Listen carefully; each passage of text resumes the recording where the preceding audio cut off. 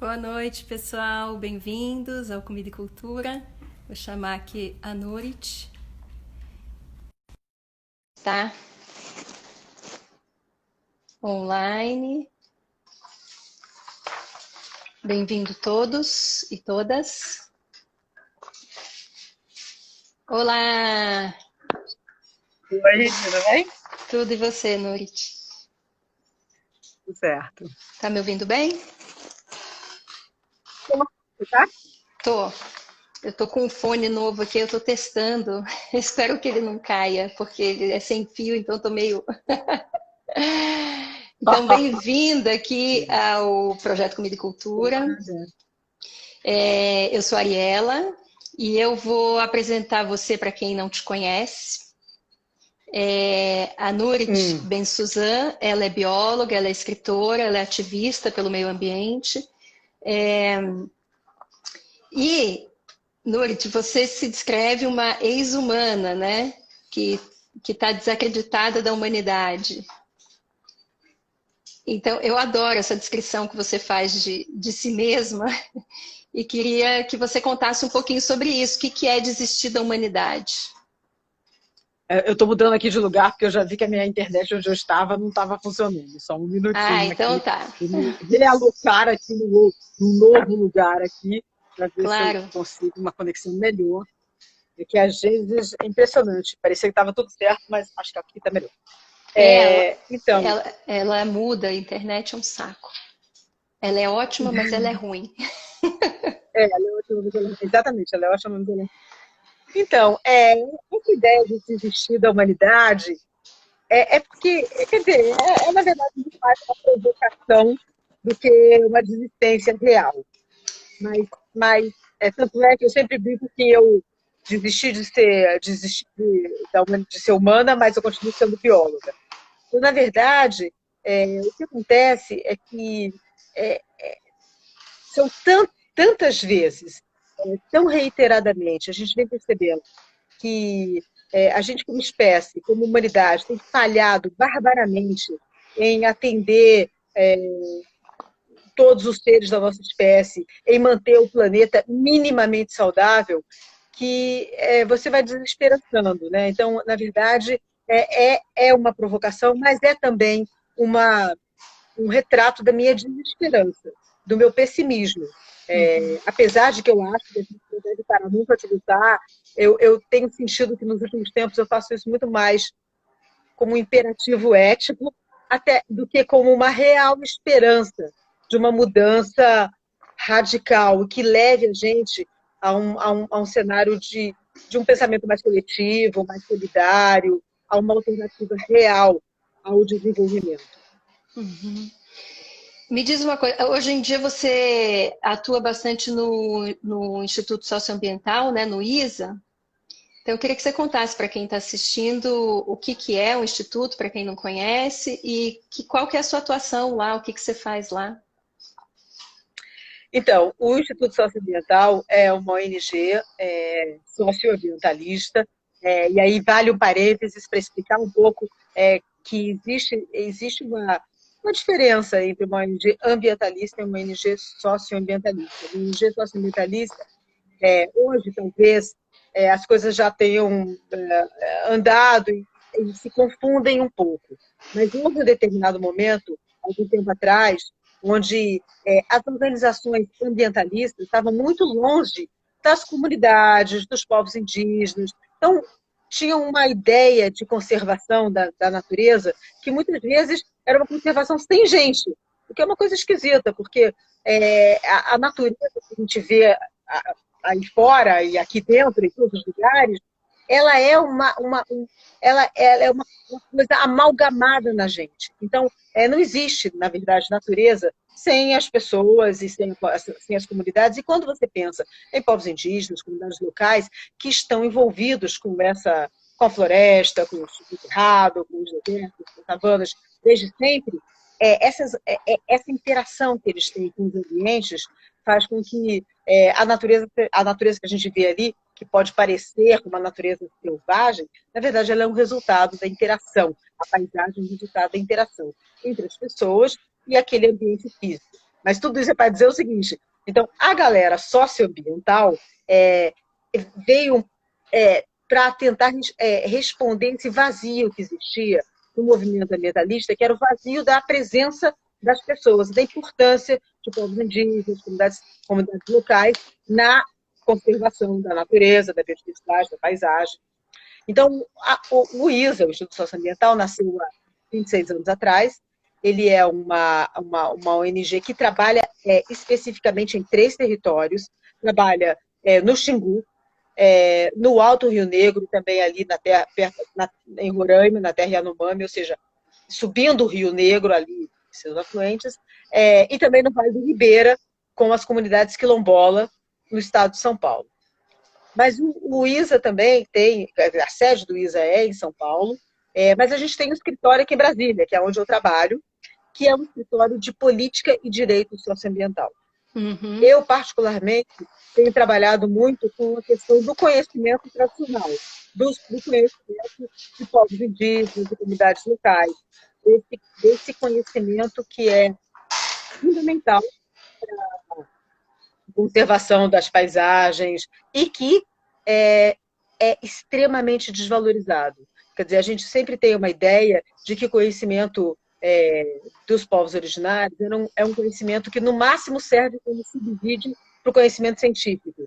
Mas nunca a gente para entender que ele é, de fato, um outro corpo de conhecimento que funciona numa outra lógica e que tem muito a nos ajudar, ainda mais nesse momento que a nossa sociedade está super em xeque, né? Com a pandemia, com a crise climática e muitas outras coisas, né?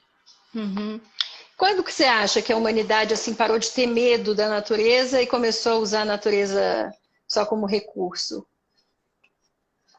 Onde foi esse rompimento, assim, né?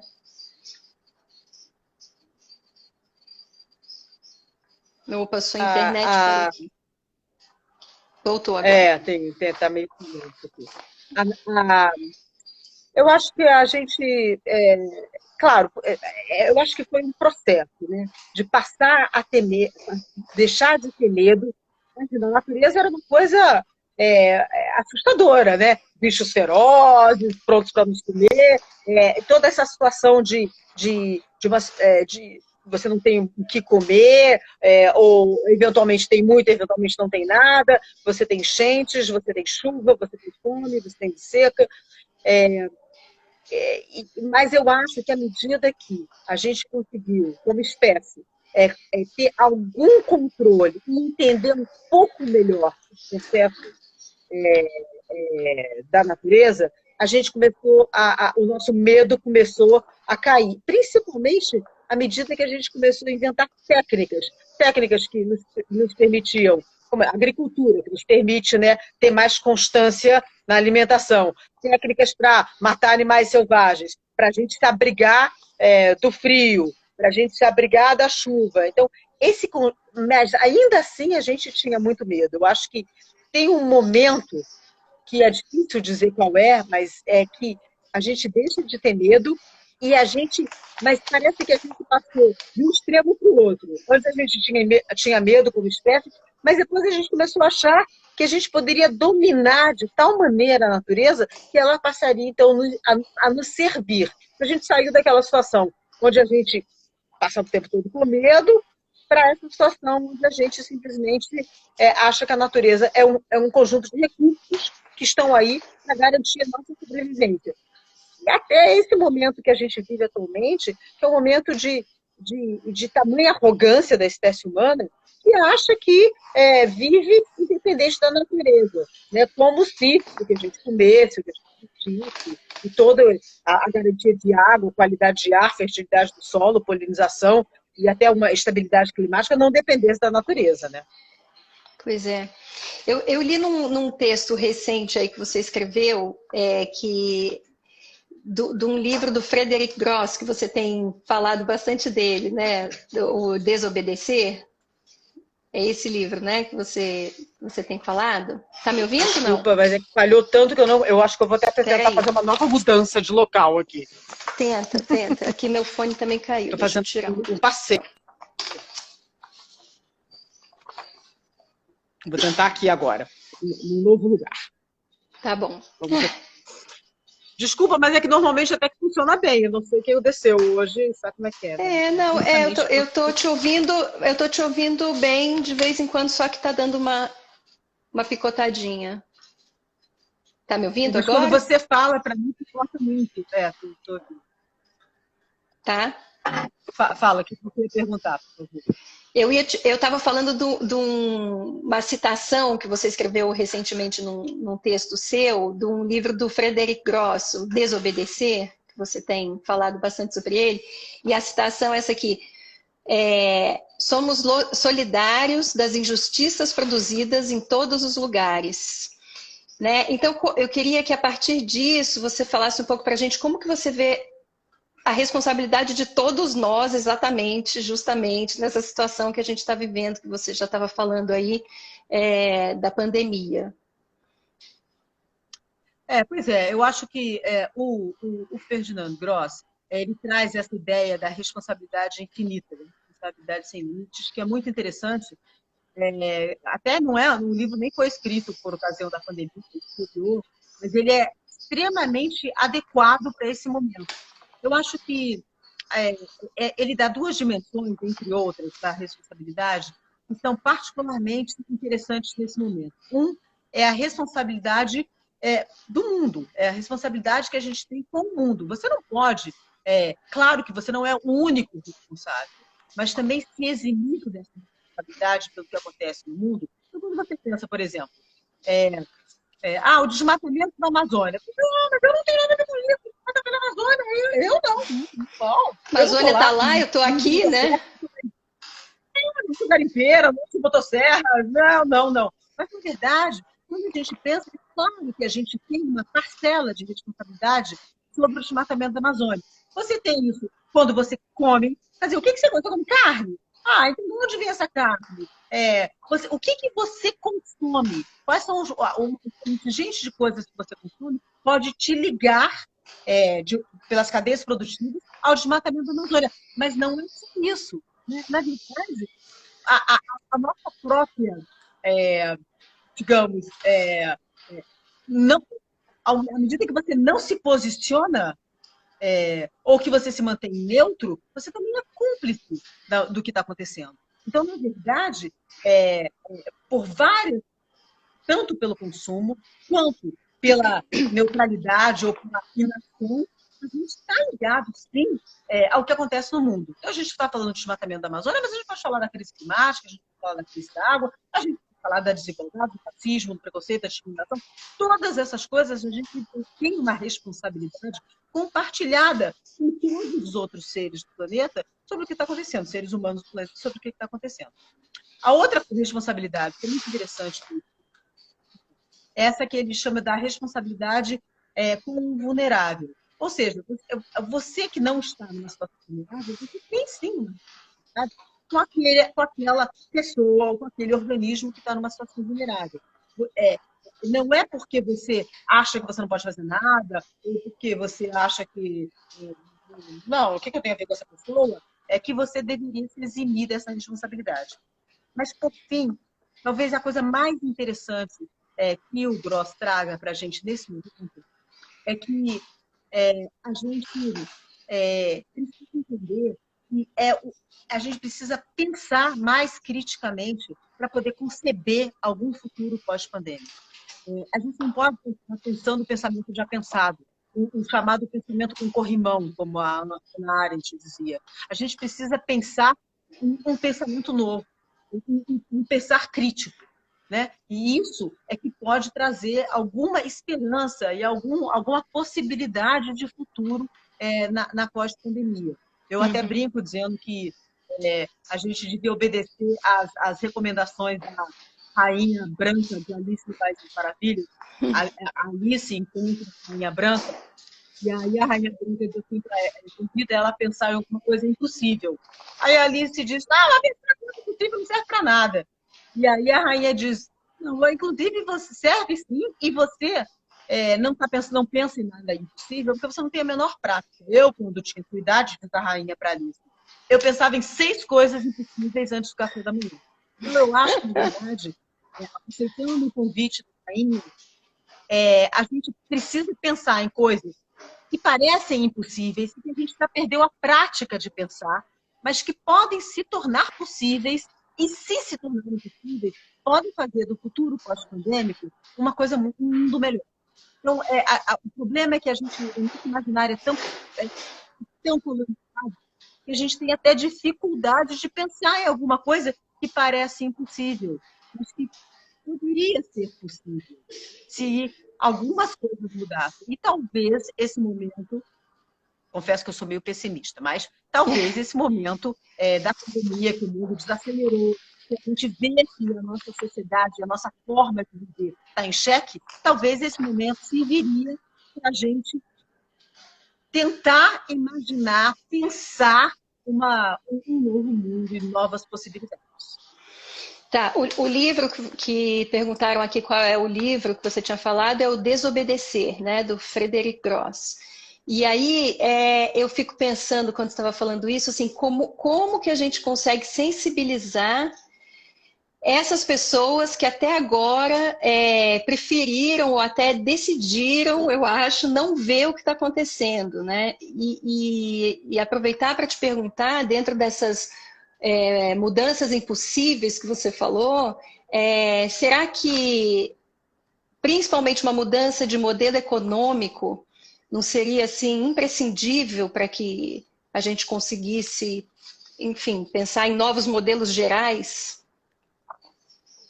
Eu acho que essa sua primeira pergunta é a pergunta de $1 milhão, né? Como é que você faz para mobilizar as pessoas? Como é que você faz? Como é que você traz as pessoas para esse pensamento crítico, né? Esse pensamento pensante, né? É muito difícil, eu acho que é muito difícil. Porque a gente vem há, sei lá, 300 anos sendo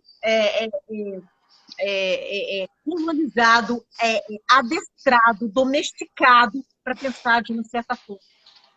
E achar que só essa forma é a forma certa de pensar. E que só tem esse jeito. E que se não for desse jeito, ou a gente não vai sobreviver, ou a gente não vai ter sucesso. Então, na verdade, como trazer as pessoas para esse modo diferente de pensar que é o grande desafio. Na verdade, eu não sei qual é a resposta. Eu não sei como é que a gente faz para agregar essas pessoas. Eu acho que é muito importante no convite a você pensar de uma forma mais crítica, de você mostrar outros caminhos, mas não é fácil. Não é fácil porque a gente está lidando aqui com um projeto colonial, o regime capitalista, um conjunto de forças que impelem a sociedade, a gente, cada um de nós, para esse modelo. Então é muito difícil. Agora, quando você pergunta se não seria necessário uma mudança no modelo econômico, eu acredito sinceramente que só haverá uma mudança radical da forma que a gente precisa se houver, de fato, uma mudança no modelo. Mas não basta uns ajustezinhos, uns remendinhos, vamos fingir aqui que somos sustentáveis, a gente faz uma coisinha ou outra. Precisa criar uma alternativa real ao desenvolvimento. Uma coisa completamente diferente, uma coisa que respeite mais as comunidades, os coletivos, onde tem espaço para diversidade de modos de vida, não seja todo mundo vivendo do mesmo jeito, e quando você não vive desse jeito, você não consegue uma chancela de ser bem-sucedido. Então, a gente não pode mais ter uma régua da tecnologia que diz que quando o cara precisa ter um monte de coisas, um monte de tecnologia para garantir que ele seja bem-sucedido, que é isso o sinônimo do sucesso, é correr loucamente numa corrida sem fim, que não leva a lugar nenhum, que deixa um rastro de destruição, que é o sucesso. Porque a gente vinha assim, né? Tudo isso que você estava falando, exploração dos recursos naturais, o uso desenfreado de agrotóxicos, ou, enfim, o desperdício, né? Todas essas questões que vocês, ambientalistas, vêm estudando há milhões de anos até, né? Milhões, não, mas há muitos anos, já estavam mostrando para a gente que a gente, se não freasse, ia dar com a cara no muro a 500 por hora, né? E, por outro lado, ficam essas instituições aí engessadas que parece que não conseguem pensar num novo modelo mesmo, né? E quando a pandemia chega, é impressionante como ela mostra que se parar mesmo, a natureza ela consegue se restaurar de uma forma incrível, né? Assim, você falou que você é pessimista, eu sou muito otimista, até demais às vezes. E aí eu fico tentando ver essas notícias, assim, até para conseguir sobreviver e passar por tudo isso, né, que está acontecendo. Então eu fico pensando que o que faltam mesmo são caminhos do meio, né? Pensar nessas coisas impossíveis que você falou, né? Da Alice, da Rainha Branca, para ir absorvendo essas coisas impossíveis, porque tem pessoas que são muito engessadas, né, de pensamento. A gente não vai conseguir que elas mudem de uma hora para outra, e são milhões de pessoas no mundo todo, né? Então eu fiquei pensando que essa sua ideia de pensar no pequeno produtor, em maneiras diferentes de se viver, né, e coabitar, né, mesmos lugares, não achar que o indígena, por exemplo, é um cara que está vivendo no século passado, que, né, pelo contrário, né, entender o que cada um pode trazer de melhor, da sua inteligência para criar um mundo melhor. Claro, é muito utópico pensar em tudo isso, mas eu fico vendo que a pandemia tem feito muita gente refletir, mais gente, né, refletir do que antes, sei lá. Então, só uma observação. E aí eu queria aproveitar para contar um pouquinho o que é o nosso projeto, Comida e Cultura. Que ele é um projeto que é um projeto otimista. Que ele... o que a gente faz? A gente ensina crianças a cozinhar. Então, a gente está no currículo de 2 escolas aqui em São Paulo. Então, a gente dá aulas para crianças de 1 a 10 anos. Todas as semanas, eles têm aulas, 45 minutos de aula de culinária, mas eles não vão simplesmente aprender a fazer um bolo, né? A gente mostra o alimento de forma sistêmica. Então, a gente mostra quem é que plantou, onde foi que plantou, o que precisou para o alimento chegar até aqui, enfim, o que foi gasto, o que não foi, para daí a gente trabalhar com alimento, fazer uma comida e comer com eles. Então, a gente entende que manter a consciência dessas crianças, que acho que a gente já nasce com essa consciência, né? Conversando com a Mônica Passarinho outro dia, que também é uma bióloga, ela falou, essa consciência,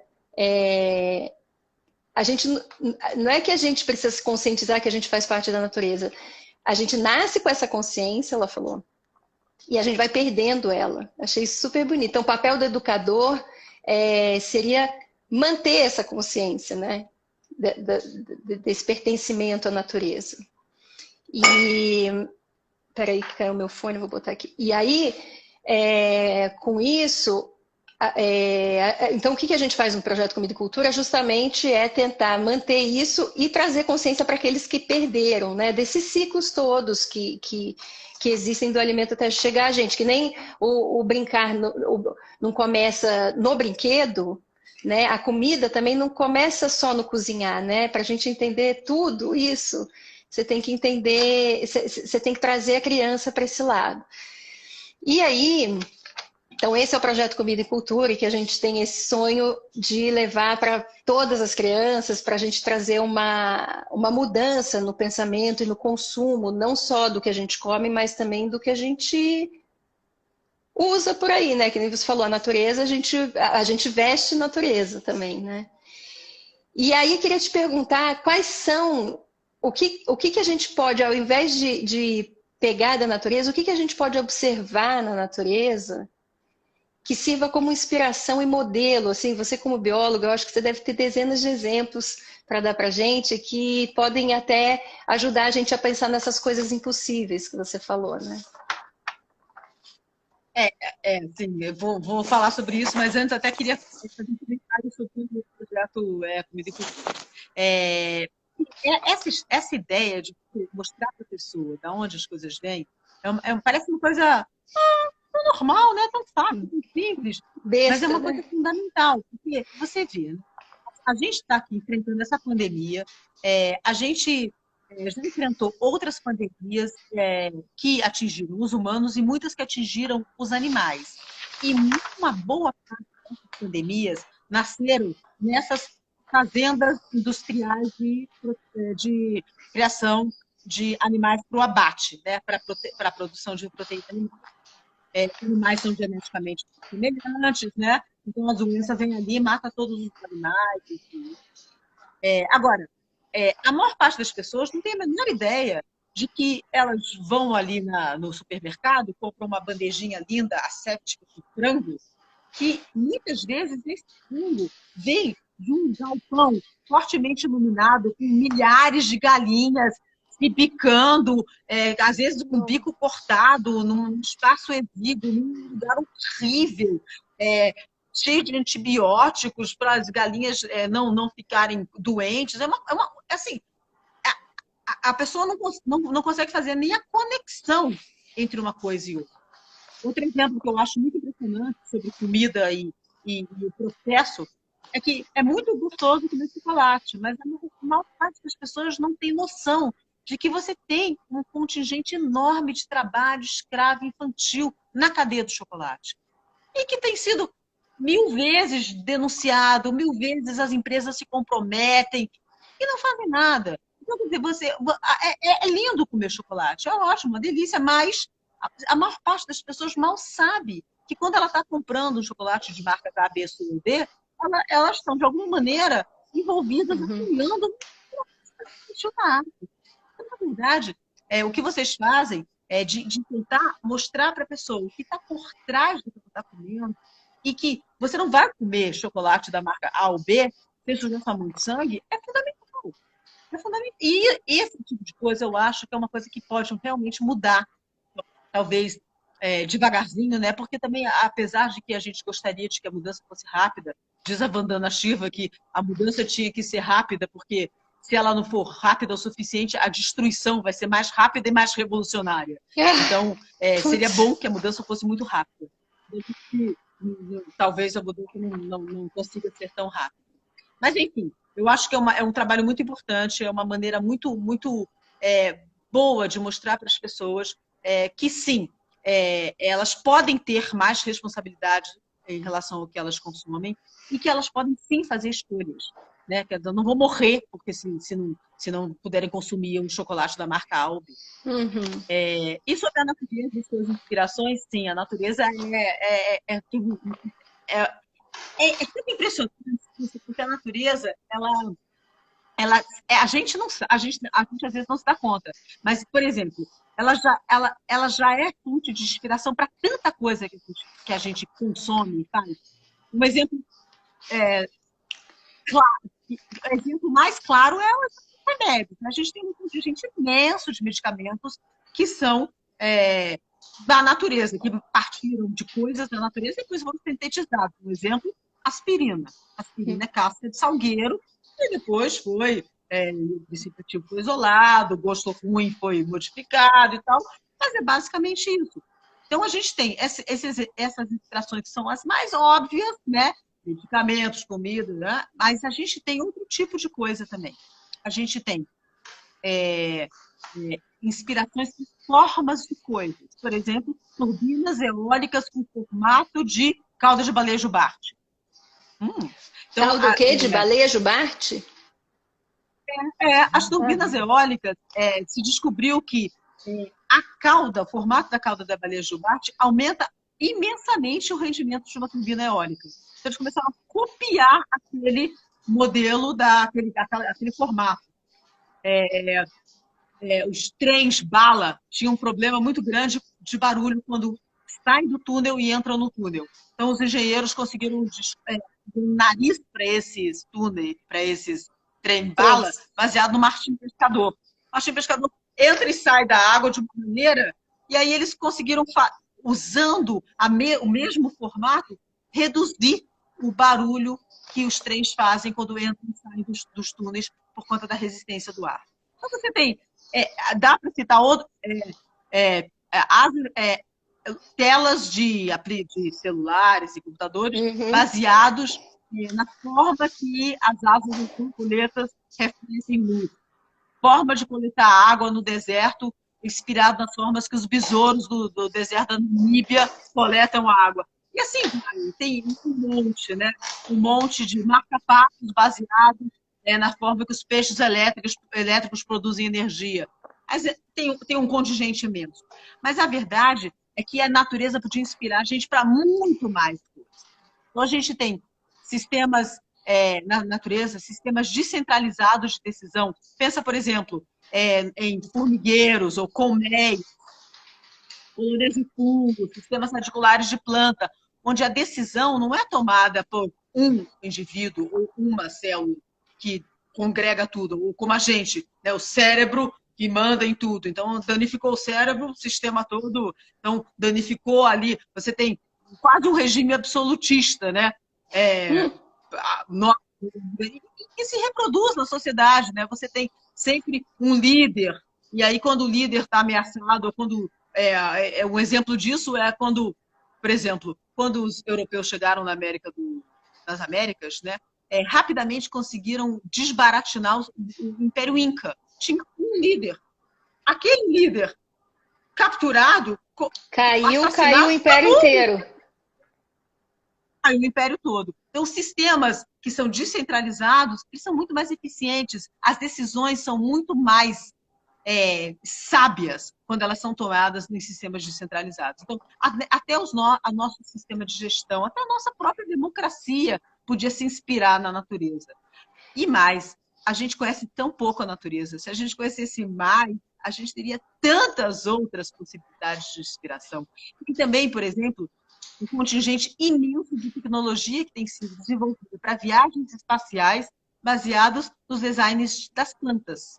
As plantas têm soluções incríveis para lidar com o ambiente onde elas estão, porque os animais podem simplesmente sair correndo, né? As plantas não. Então elas têm que ficar lá aguentando a predação, os inimigos, tudo que aparece, tem que aguentar, né? Então as plantas desenvolveram sistemas muito diversos para lidar com os problemas da natureza. Então isso tem sido uma inspiração constante para a tecnologia para a viagem espacial. Então você vê que tem um Incrível, né? monte.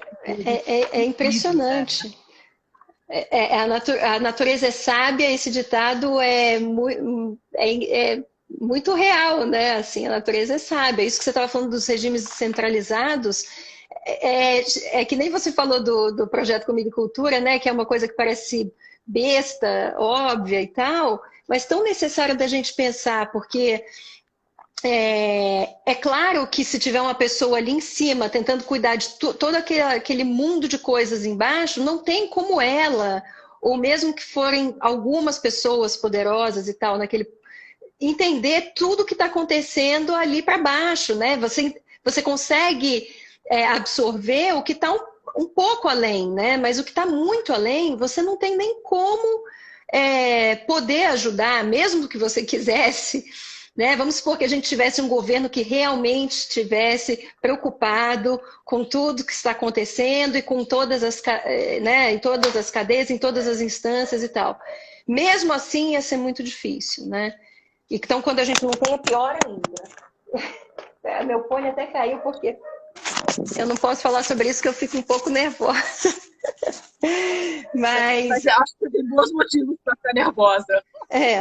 Então, e aí, voltando para a história das crianças, eu vi que no início da pandemia, você escreveu um livro digital que eu achei o máximo, que você até me enviou e eu até repliquei e vi em outros grupos e tal, que é o Nós, a Natureza e a Pandemia, né? Que você mostra com ilustrações belíssimas até o que está acontecendo para as crianças, porque é um momento tão difícil delas estarem entendendo, né, tudo isso. Então, eu queria que você falasse um pouquinho de como foi fazer esse livro, como é que as pessoas podem acessar, se tem um lugar. Tá. Bom, primeiro vale dizer que eu tenho vários livros para criança, né? Eu escrevi vários livros para criança, um pouco nessa pegada da Mônica Passarinho que você falou. Eu acho que as crianças nascem com uma empatia enorme em relação à natureza. E elas vão perdendo essa empatia. Então, a minha aposta é tentar preservar essa empatia que as crianças têm em relação à natureza. Então, Isso é muito curioso, porque se você chega para uma criança e fala assim, você sabia que os ursos polares estão ameaçados, as baleias estão ameaçadas, ela fica super preocupada. Por quê? Como é que a gente pode fazer? O que a gente pode fazer para salvar eles e tal? Você fala isso para um adulto, o que ele te diz? Ah, tá, mas isso é baleia desaparecida, não vai acontecer nada. O que vai acontecer isso? Não. Então, na verdade, essa é uma aposta que eu tenho feito constantemente nas crianças para conservar essa empatia. Então, no caso da pandemia, eu achei que, claro, eu até vi que existiam materiais assim, explicar para as crianças para não ficarem muito preocupadas, para não ficarem estressadas, muito tensas e tal. Mas eu queria fazer uma explicação de que a gente precisa entender, porque outra coisa importante, um parênteses, é que as crianças, elas são só pessoas, elas são mais jovens, mas elas têm um pensamento complexo também, elas podem entender situações complexas. Então, a minha ideia era explicar para as crianças que a pandemia que a gente está vivendo, a pandemia nossa de cada dia agora, do coronavírus, ela tem tudo a ver com a forma que a gente lida com a natureza. Explicar que ela não é um acaso, ela não é um azar, ela tem motivos, ela tem motivos que a gente lida com a natureza de uma forma predatória. E isso tem consequências. Então, explicar que, tá bom, tem veio do morcego, veio do pangolim, mas como é que é essa história, né? E esse pangolim, e esse morcego estava fazendo o quê no mercado? Por que o pangolim e o mercado se encontraram, e o pangolim e o morcego se encontraram? Então, todas essas coisas eu acho muito importante para todos nós, mas para as crianças também, porque as crianças elas podem já entender isso desde jovens, para ver se, misturado com a empatia que elas têm, misturado com essa consciência de que fazem parte da natureza, elas possam, quando se tornarem um pouco mais velhas, tentar fazer um mundo diferente, né? Então, quer dizer, se você tem uma percepção de que aquele momento de estresse que você está vivendo, a pandemia do coronavírus, todo esse momento, ele tem a ver com a forma que a gente lida com a natureza, eu imagino que você não vai querer corroborar com essa forma de lidar com a natureza. Então, esse que era o maior objetivo do e é perfeito, ele né? tá Perfeito, disponível. porque senão, desculpe só te cortar antes de você continuar dizendo onde ele está disponível, porque é isso, porque as crianças estão vivendo isso. Então, simplesmente fingir que não é uma coisa grave, que não tem a ver com 1 milhão de coisas que vinham sendo feitas há um tempo, não adianta, né? Você vai querer deixar essas crianças tão cegas quanto nós fomos aí durante muitos anos. Então, é perfeito. E a maneira como você colocou nesse livro, eu achei muito boa, porque não é uma coisa assim catastrófica que a criança vai ler e vai ficar, né? É simplesmente falando a verdade de uma maneira muito legal mesmo. Eu sugiro a todos que estão vendo, que tenham filhos, sobrinhos, netos, que mostrem. Então, conta aí onde é que a gente pode achar. Então ele está disponível nesse blog que eu tenho, que chama Planeta Bárbaro. Ele é o www.planetaBárbaro.com. É fácil achar no Google Planeta Bárbaro, você chega nesse blog. E ali dentro do blog você tem que procurar pelo nome do livro. Não consegui ficar disponível de outra maneira. Então, mas dá para chegar lá. Eu acho que o importante é você abrir o livro, né? E não só o livro, mas essa insistência que eu tenho de ficar dizendo para as pessoas em tudo que eu escrevo, em todo lugar que eu vou assim, né? Vou assim, virtualmente. Dizer que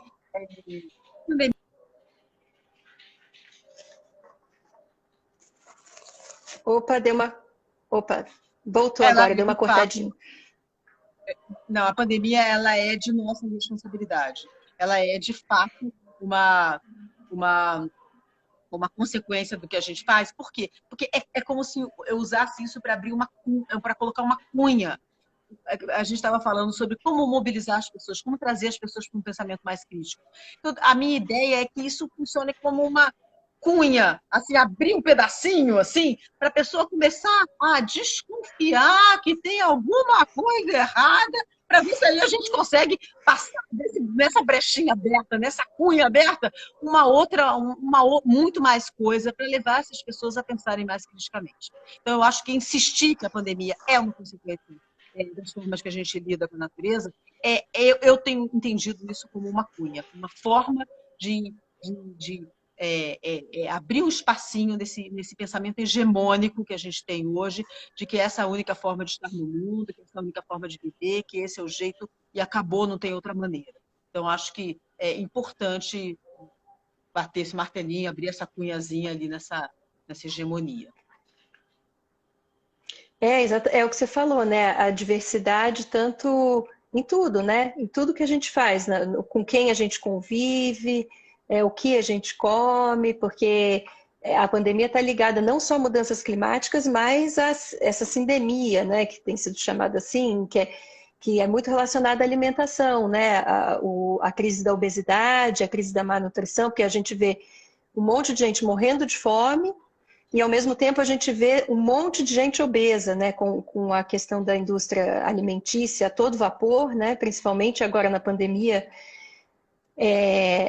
Por um lado, tem um monte de gente cozinhando e voltando a cozinhar e tal, mas, por outro lado, tem uma galera que não tem o que comer. E aí, quando tem um dinheirinho, vai comprar o que é mais barato. E Dolly é mais barato do que água. Então... infelizmente, a gente vai né, são dois lados assim que a gente vai vendo crescer uma coisa, mas também vai vendo crescer outra. Então, muito complicado. Relacionado à alimentação, eu queria aproveitar para te perguntar se você tem lembranças de quem te ensinou a comer, a sua educação alimentar, como é que ela se deu? Desculpa que falhou, você me perguntou se eu tinha o quê? Lembranças da sua educação alimentar, se você se lembra quem te ensinou a comer. Eu tenho muitas lembranças da minha educação alimentar, sim. A minha família é uma família de judeus que vieram da Turquia. E a gente... e é uma tradição alimentar muito diferente da que a gente vê aqui no Brasil, né? Porque a gente... primeiro que tudo... Não tinha essa ideia de que a carne é um alimento central na sua refeição, né?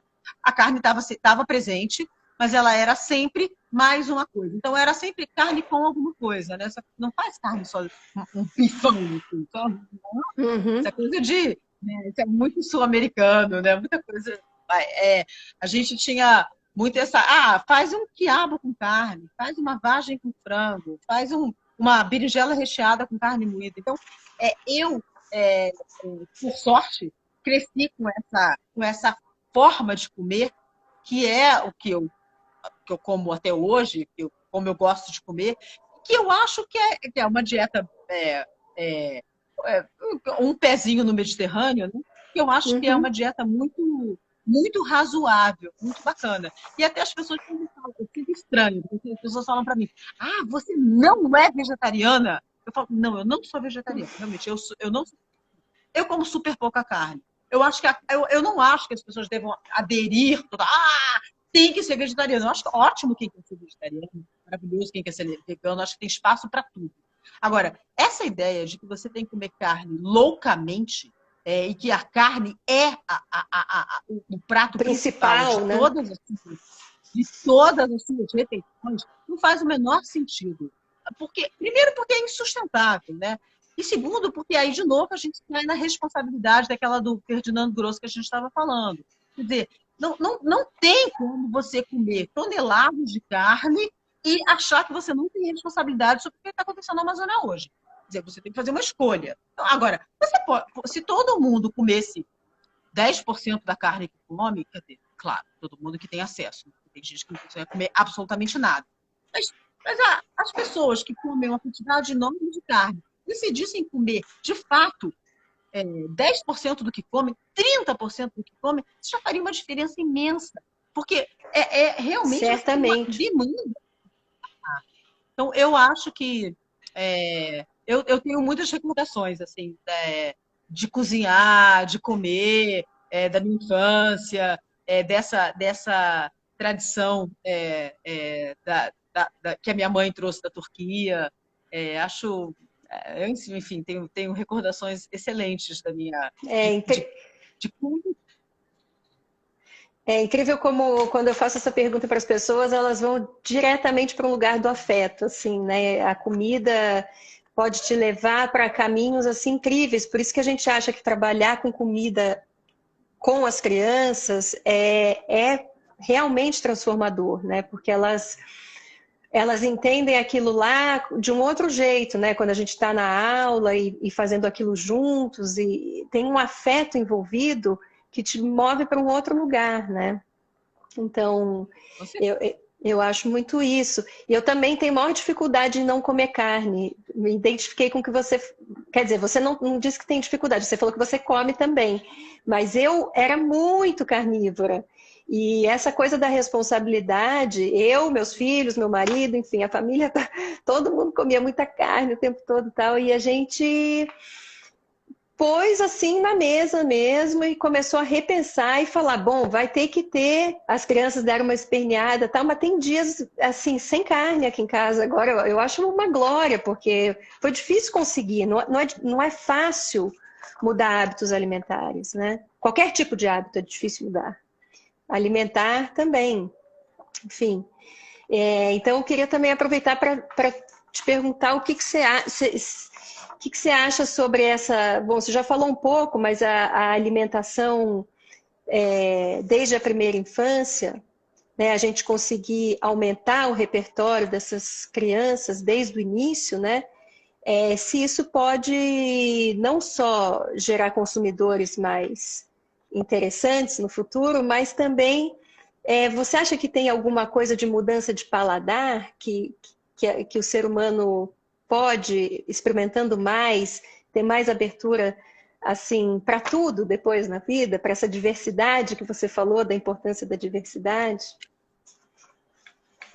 Eu estou completamente convicta disso, porque eu acho que uma das maiores inspirações que a natureza oferece é a diversidade. É a diversidade de formas, é a diversidade com que ela resolve seus problemas, as questões que se colocam. A natureza, os organismos têm inúmeras formas de resolver isso. Então, só que se a gente acha que só tem um jeito de fazer as coisas, a gente vai acabar tendendo a achar isso para tudo. Então, se a gente acha que só tem uma coisa para comer, se a gente acha que só tem um jeito de viver, um tipo de série que a gente gosta, um tipo de livro que a gente lê, um tipo de gente com a qual a gente convive, um tipo de coisa que a gente valoriza. Isso é desastroso para a gente como espécie, para a humanidade. E eu acho que você tem razão, porque o fato da gente não comer uma profusão de alimentos também não nos ajuda a entender a diversidade da natureza. Então, a gente sabe que juntando arroz, trigo, milho, sei lá, isso já é a grandíssima parte da alimentação da nossa espécie. Agora, quantas plantas alimentares... Não estamos falando nem das não convencionais. Nem das punks, né?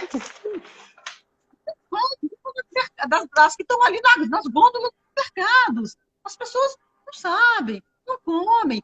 E, claro, isso também tem a ver com esse nosso... a forma que a gente tem vivido, que não é nenhuma escolha. É a forma que a gente acha que a gente deve viver.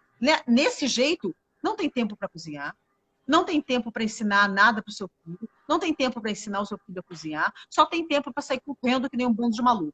Então é muito mais fácil comprar uma comida, é muito mais fácil ir rapidinho em algum lugar, é mais fácil comprar uma comida super multiprocessada e colocar no micro-ondas. Quer dizer, essa forma de viver não convida você a ensinar para o seu filho que a berinjela não é uma abobrinha e que a abobrinha é diferente de uma abóbora e que existem só de pensar em abóboras existe uma diversidade inacreditável. Quer dizer, nada disso convida você a viver essa diversidade. Então, talvez a pandemia, para quem pôde ficar em casa, e teve que cozinhar, e teve que dialogar com seus filhos sobre comida e tal, talvez seja uma oportunidade também para entender melhor esses processos e revisitar essa possibilidade, que é cozinhar, que pensar em várias outras comidas, pensar o que mais que você pode comer, que outras variedades você pode...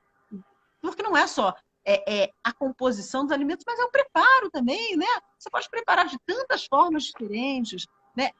Eu acho que qualquer convite à diversidade, ele é muito, muito útil para o destino da nossa espécie. Porque se a gente entende que tem diversidade, por exemplo, gente, quantas pessoas já se deram conta que no Brasil tem, inclusive, mais de 260 povos indígenas, que falam mais de 180 línguas, que cada um vive de um jeito diferente, né? Índio vive tudo do mesmo jeito. Não é! Cada um vive. Quantas comunidades rurais a gente tem aqui, comunidades locais, de vazanteiros, seringueiros, ribeirinhos, barranqueiros, mulheres quebradeiras de coco de babacu. Quer dizer, você tem um fundo de pasto, você tem milhares de comunidades diferentes, que têm modos de vida diferentes. Claro, algumas coisas em comum, mas é essa abertura para essa diversidade de possibilidades que poderia fazer um futuro onde houvesse espaço para um mosaico de possibilidades e não uma chapa, uma coisa chapada onde é só aquilo e que o que não é aquilo é atrasado, é chato, é ruim, não é valorizado. Imagem super bonita essa do mosaico que você trouxe. Achei muito bonito. E você trouxe uma outra coisa nessa sua fala, que além da diversidade, uma coisa muito importante é a questão do tempo, né? Me fez pensar que é isso, né? Essa sociedade que a gente vive, desde a era industrial, essa coisa do tempo é dinheiro, da gente não ter tempo para nada, realmente não possibilita a gente nem ver as coisas, né? Eu tive um momento aqui na pandemia que eu falei pro meu irmão que mora aqui do lado, eu estava na janela do meu quarto e de repente eu vi a lua nascer ali, num desses meses aí, num desses dias. E aí eu achei tão estranho, porque eu moro aqui há 15 anos nessa casa e eu sempre vi a lua nascer do outro lado. Eu nunca tinha reparado que nessa época do ano a lua nascia num outro eixo da casa. E eu fiquei tão impressionada com aquilo. Eu falei, gente, eu tive tempo para ver aquilo, sabe? Eu parei um minuto na vida e vi aquilo. Então, essa falta de tempo, eu acho que é imprescindível essa parada fazer com que a gente olhe para isso, né? Que isso que vai possibilitar a gente também ver todas essas camadas de diversidade que você está falando, né? Tem um livro muito bom que eu li na minha infância, meu pai leu para mim, que é de um autor que chama Michael Wend, não sei se você conhece, ele escreveu A História Sem Fim, que ficou muito famoso, que virou uma... Adoro! Mas antes da História Sem Fim, ele tinha escrito um livro que chamava Manu, a Menina que Sabia Ouvir, que é incrível, que é a história de uma menina que mora num anfiteatro romano na Itália, e aí o lance dela é ficar lá ouvindo, todas as pessoas da cidade vão lá para conversar com ela, porque ela tem tempo, simples assim. E aí todo mundo fica super amigo dela. E enquanto isso, a cidade vai sendo tomada pelos homens cinzas, que são os caras que vêm todos iguais, com as pastinhas, e vão lá, sentam na mesa de cada pessoa com um contrato, e as pessoas assinam, e no final a gente entende que o que está sendo roubado é o tempo delas. Né? Então, é lindo, é um livro infanto-juvenil que eu até recomendo para todo mundo que está assistindo, adultos e crianças, para vocês lerem com seus filhos. E queria aproveitar até para te perguntar, primeiro, se sua alimentação mudou na quarentena ou não, e depois eu faço outra pergunta. Não, minha alimentação não mudou muito na quarentena, não. Eu sou uma pessoa que eu gosto de cozinhar. Eu tenho pessoas ao meu redor que também gostam de cozinhar. Então, não mudou muito, não.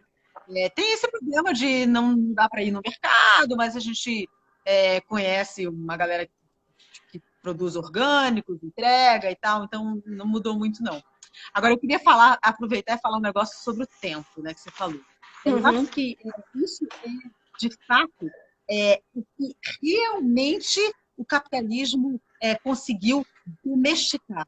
Ele conseguiu domesticar de tal maneira o tempo que ele tirou o tempo da gente. Então, o que acontece? Você nunca tem tempo para nada. Quando você tem um tempinho, o que você quer?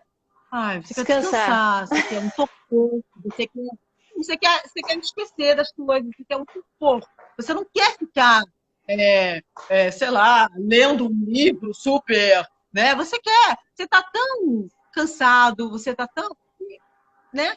Então, na verdade, eu acho que o tempo é o grande lance. E o pior é que agora, no mundo que a gente vive, porque antigamente esse senhor que mandava na gente, que obrigava a gente a trabalhar, que a gente tinha que ficar trabalhando o tempo todo, ele estava fora da gente, ele era um patrão, ele era no passado um senhor de escravos.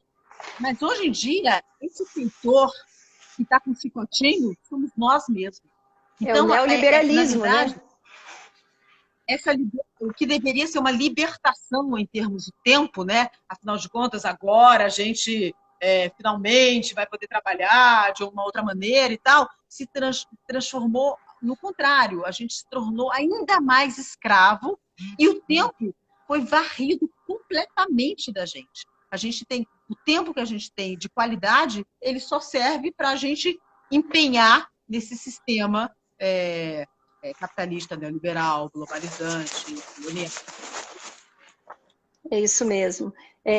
Tinham perguntado o livro, é esse aí, Manu, a Menina que Sabia Ouvir, do Michael Ende. Nurit, bom, a gente está chegando ao fim, porque a gente só tem 1 hora, eu poderia ficar conversando aqui com você acho que umas 5 horas. Está uma delícia. Então, primeiro eu queria te agradecer muito, né, esse seu tempo que você deu para a gente aqui do Projeto Comida e Cultura, que foi maravilhoso. Queria agradecer quem está ouvindo a gente também. A gente tem feito essas conversas aqui todas as terças e quintas, às 6h30, então convido a todos a participarem sempre. Elas ficam gravadas no nosso IGTV e também no nosso canal do YouTube, que é Comida e Cultura. Então, quem ainda não se inscreveu, se inscreva. E quem ainda não segue a gente aqui no Instagram, é Projeto Comida e Cultura, siga, porque isso nos dá força para continuar e para ampliar esse projeto que a gente acredita tanto e que a gente quer tanto que vá para tantas crianças quanto a gente possa alcançar. E vou te fazer uma última pergunta, então, que eu tenho feito para todos que têm vindo aqui. Para você contar para a gente, Nurit, você tem fome do quê? Essa é uma pergunta difícil, né? Cara, eu acho que eu tenho fome de justiça, na verdade. Eu acho que eu tenho fome de mais igualdade, mas no sentido, não no sentido da igualdade que todo mundo devia ser igual, mas no sentido de que todos deviam poder ser o que eles querem ser. Né? Essa possibilidade de ser o que cada um quer ser, ter essa possibilidade, eu estou faminta disso, sim. Que a gente pode chamar de equidade, mas é essa coisa de cada ser humano poder realizar o seu potencial. Agora, e depende muito de muita coisa. E depende, eu acho, de justiça, sim, e de responsabilidade. Essa responsabilidade compartilhada que todos nós devemos ter e que não temos, em geral. Então fica a dica também do seu livro aí, do livro desse que você escreveu para as crianças e também do livro que você sugeriu do Frederick Gross, O Desobedecer, que tem realmente tudo a ver com o que a gente está vivendo. Vai fechar, vai acabar, então super obrigada, um beijão, boa noite a todos, fiquem bem, fiquem em casa, muita saúde para todo mundo. Muita Obrigada, imunidade. Nurit. Muita imunidade. Até. Tchau. Até.